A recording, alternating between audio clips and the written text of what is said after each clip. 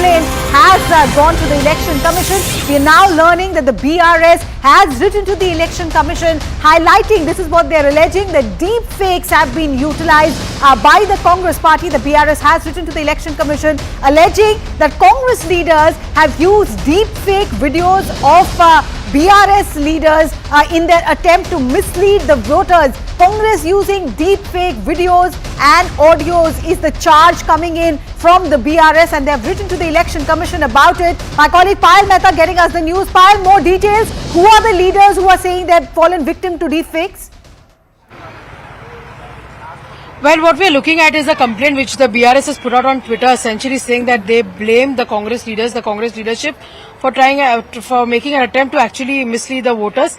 And the complaint really says that it is the top leaders of the Congress party. And remember, the deepfake videos is an issue that the Prime Minister also raised a couple of days ago, and it had actually said that this is something which is the ill effect of the artificial intelligence, basically, that they've really quoted. And the centre, while it's investigating the entire matter over here, but the deepfake video issue makes an entry into the electoral fray in Telangana, with the BRS writing an official complaint to the Election Commission saying that there is an attempt by the Congress leadership to actually mislead the voters by putting out these fake videos in their names as well.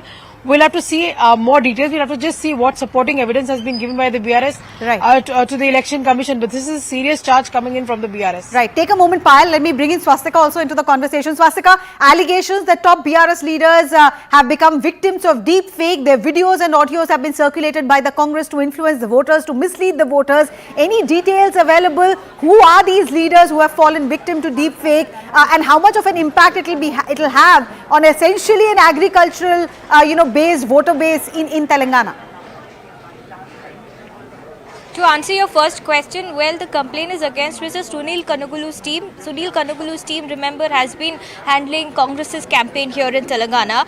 In fact, in the last few days, there have been several of these unverified audio recordings of Mr. KTR, Kavita, in fact, allegedly appealing to the voters and in fact telling them to vote for them since they have worked for them for their double bedroom houses and all other schemes that have been doled out to them. The BRS on its part says this is a fake attempt from the Congress to put out a wrong message to the people and also to garner EC's attention over something that they have in fact raised concerns time and again, because the BRS, remember, has already been hit by a setback of the EC's decision to stop Raitu Bandhu, and they say that it is because of the Congress's fake propaganda